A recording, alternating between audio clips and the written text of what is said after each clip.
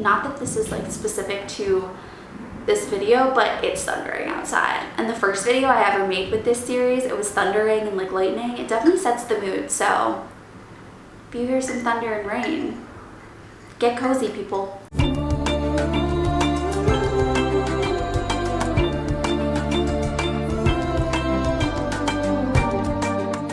Hello you guys, and welcome back to my channel. My name is Rebecca. If you haven't been here before, welcome. So today we are going to be talking about season 2 episode 2 of Only Murders in the Building. I am trying to split up every episode for its own video just so that it's like easy wherever you're at. You can check this out and see where we're at with clues. And yeah, I'm just excited to be here. So numero uno, if you have not completed episode 1 or finished last season, I have videos which I will link down below that you can check out. But yeah, this will be spoiler central for you if you decide to go on without having like caught up, and I don't want to spoil anything for you. So if you're not finished with episode 2, don't watch this video. This is your warning. Episode 2 was really interesting, and it was the first 2 episodes dropped together, and then I believe it will be 1 episode per week. So things are getting crazy. I also want to say, if you are not following me on Instagram, you should definitely go follow me. I am going to be doing questionnaires, Q&As, asking for your theories, discussions, and maybe even a live watch. So definitely go follow me over there. I will put it right here and I will link it down below as well. And yeah, we just have a good time over there, as well as it just being like my personal life. So if you're interested in just like seeing me on a regular basis, then definitely go follow me over there. So let's get into this. Season 2, episode 2, 2-2. Okay.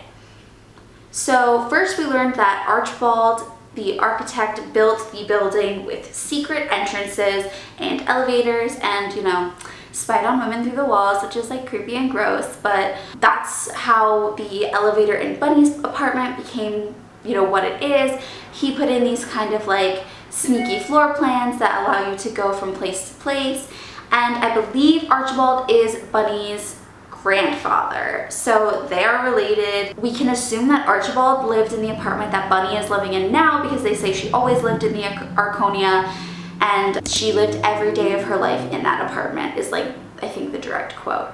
So Bunny is now living in this apartment, and this also seems to suggest that she probably knew about the elevator, because if you think about it, as a child, you know, you play hide and seek, you run around. The likelihood that she didn't find it, I have a feeling she knew about all the secrets in the Arconia. If her grandfather built it and she lived there her entire life, it would not surprise me if she knew about the elevator, as well as some other super secret sneaky things. We already know that the Demases had this like secret behind the walls area, like where they would like keep their jewelry, but I'm assuming that that was also like already built into the apartment. Like they didn't have an add-on, like they just found it, I think. I'm guessing. So yeah, that's really interesting. Did Bunny know about the elevator? Did she take it? Did she use it?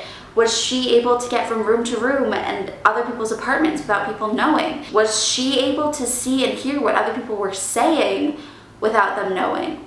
Did anyone else know about these secret passageways? We also know that the painting that they find in Charles's apartment is got the words Savage 56 on the back of it. My assumption is that it's because Charles's father is in the painting.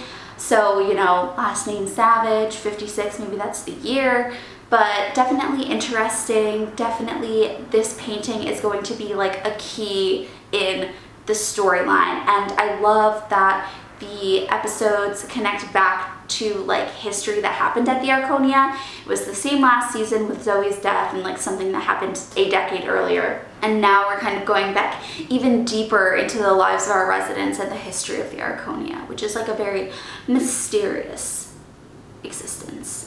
So we know that Howard loves the podcast because he says so, and he says he knew that Jan was the killer by episode 8, which is like an interesting thing to say, because when they ask him why he didn't let them know, he was just like, I wanted to see how it played out, which is like kind of the type of thing that a crazy person would say. Like, that's not a good excuse for letting a murderer run loose in the apartment building. But it's interesting that he likes the podcast, is pro-podcast. It makes me think that he's a fan, he's on their side, but maybe that's like a misguide. Like, they want you to think that Howard is on their side, but really he hates them. But as far as we can tell, he's a fan of the podcast. He had some intuition that he knew Jan did it, even though he doesn't really tell us why he knew. Like, did he have some insider information? We don't know. So then Howard also says whoever has the painting is definitely the killer, which is also suspicious. I mean, that's something that they'd already said in their season 2 podcast, you know, whoever has the painting is definitely the murderer. And then we see that Charles and like they have the painting, so they're like, oh crap, we definitely just implicated ourselves. But it's definitely suspicious. Like, did Howard say that because he is actually the murderer and he stowed the painting in their apartments, being like, haha, gotcha? Or was he just making a general comment about like the most recent episode? The other suspicious thing that is just like, and this is why you gotta pay attention, it was the littlest tidbit, it just snuck by, but Howard has a black eye.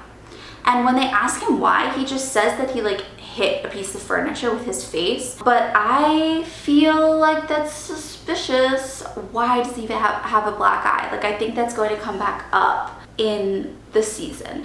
And we talked about this last season, like there are red herrings, like they throw things in there to throw us off. So it's never definite that like a piece of information is pertinent. But for a character to show up at their apartment with a black eye is, you know, that's suspicious. Did he accidentally hit his eye on a painting? You know, like, it's just interesting to me, and I think that Howard is doing something kind of suspicious.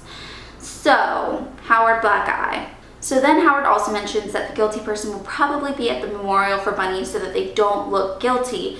But I do want to point out that Jan was not at Tim Kono's memorial. So this theory does not carry over from last season. And so I think that's just random. I don't think it means anything other than maybe they were trying to mislead us or make us think like, oh, whoever was here has to be a murderer. You know, like one of them has to be the murderer. I don't think that's true. Jan didn't show up last season for Tim's memorial. It's just not carrying over. So that's a no in my opinion. We also hear from Ursula that some girl was sniffing around about the podcast. And from what she describes, it sounds like it was Poppy, like Cinda Canning's assistant. We know that Cinda is making a podcast about them and that's probably going to be a larger portion of this season. Only murderers in the building. And like, honestly, that's starting to seem like what this show is, considering there's so many murders. But it is interesting. She seems like she was probably trying to gather information about them. Did Ursula give her the information? We have no idea. She did sell her like 10 cartons of gut milk, so she, you know, got her money and did what she had to do.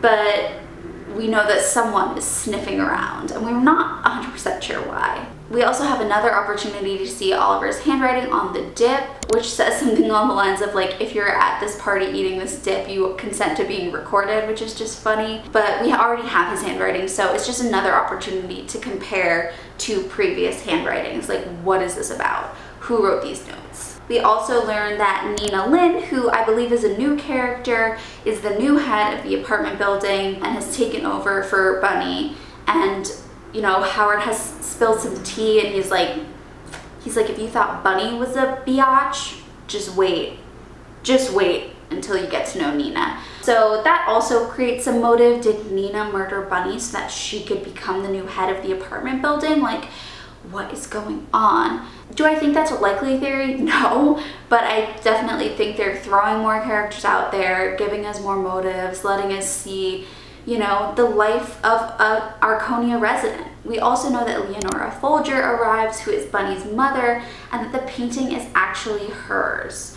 So that is definitely an interesting tidbit that we will come back to, because Leonora is a very interesting character. Next, we see Ursula is out back dumping a bunch of old papers and files into the dumpster. This was just like a moment's little tidbit, so we don't know anything about this. They didn't go and investigate what it was. They were kind of distracted. They were trying to get the painting back into Bunny's apartment. so they don't really go into this, but she was doing some sus stuff, like Ursula, like the Sea Witch was up to no good. I also want to point out that we do have Charles's handwriting both in all capital letters and in capital and lowercase, and it's not really matching anything right now, but the only thing I am noticing is that it feels like Charles's handwriting is messier this season than last season, and I don't think we're 100% sure on what Mabel's handwriting looks like, but I will go back, and if I can find note examples of each of their handwritings, I will put it up in the next slide just so we have a general idea. But the notes are definitely important, and we gotta keep an eye out on them, so stay wary, people. So now the next question we have is, like, did the person who murdered Bunny kill her to steal her painting, kill her because they didn't like her, or did they kill her to frame our fave trio? And like, these are two different kinds of murders, you know? It's like, one is like, I wanted the painting, I'm gonna steal it from you, and then one is, or like, I didn't like you, and then the other one is not really about Bunny at all, but is about framing the group and choosing the person who looks most like the group hates them, you know? So was it about Bunny, or was it about our fave trio? That's a huge question. We also know that Rose Cooper died mysteriously, and we learn more about Rose Cooper in this episode, which is really interesting. We're also learning more about Charles's father, which, like, as far as we can tell from season 1 and the dialogue that he has told us about him, he's not a nice guy. He seems like he was kind of violent, he was drunk, he went to jail a couple of times. He seemed to be an aspiring actor according to this season, and yeah, it just seems like he wasn't a nice dude. So when we hear that Rose Cooper, a person that his father obviously had contact with, is mysteriously dead, it is definitely really suspicious that Charles's father was involved with her beforehand.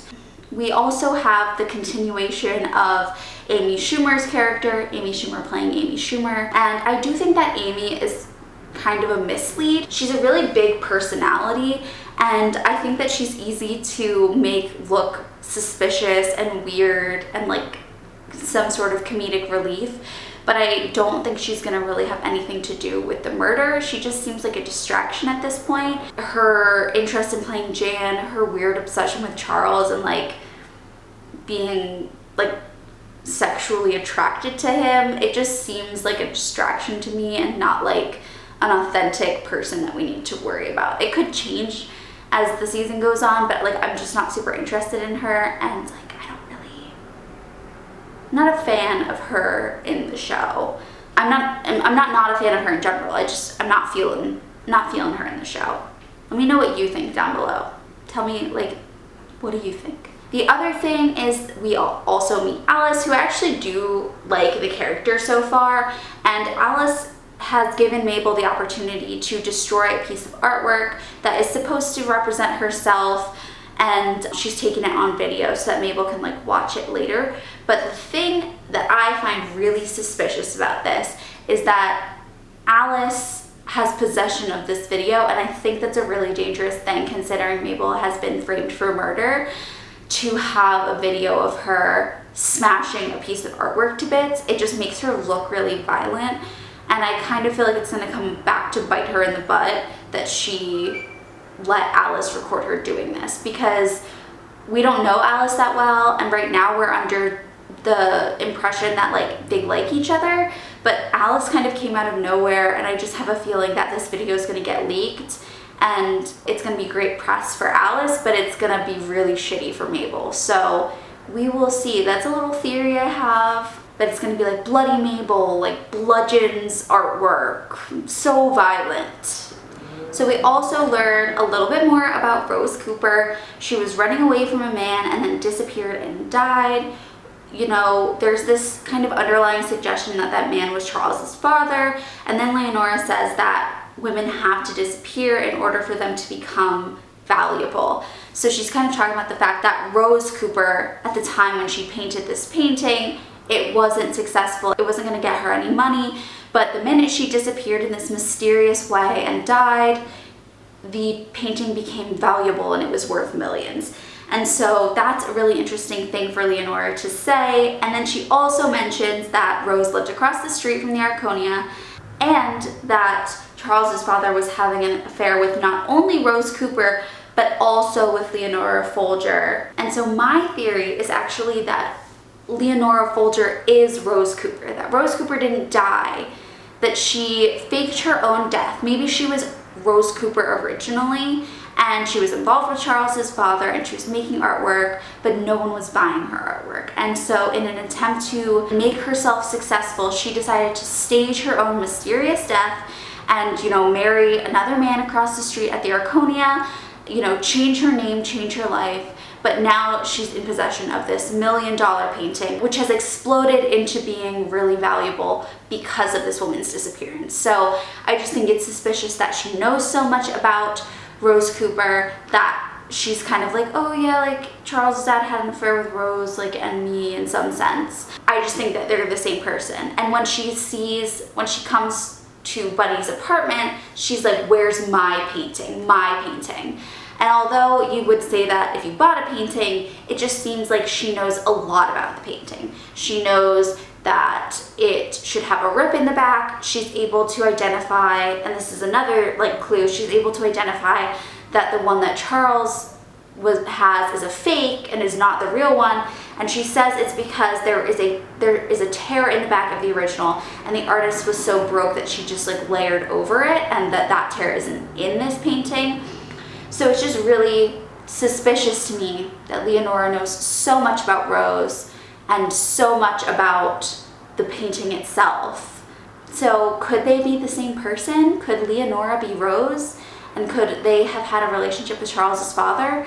And maybe something went wrong, and, you know, Charles's father kind of seems like a violent, like not very nice man. So did something go wrong and she decided, this is my opportunity to change my life, to move on, to change my name, and to make something that I've created really valuable in today's society? I think it's possible. I think it's very possible.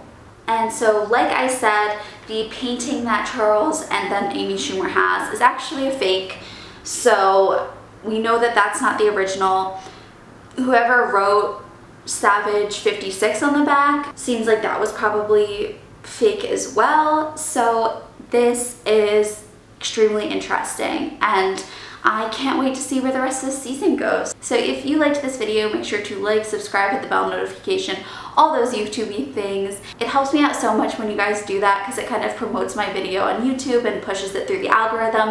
And I talked about this in my last video, but I'm desperately trying to hit 1,000 subscribers. So if you are willing to hit that subscribe button, that would mean so much to me. Once I hit 1,000, YouTube will start giving me some AdSense and paying me for the content that I'm currently creating for free. And I would just really, really love the opportunity to be paid as a creator. So yeah, if you don't mind, you know, share this video, share it with your friends, subscribe, and that would mean so much to me. So thank you so much for watching, and I will see you guys next week when the next episode comes out. Bye.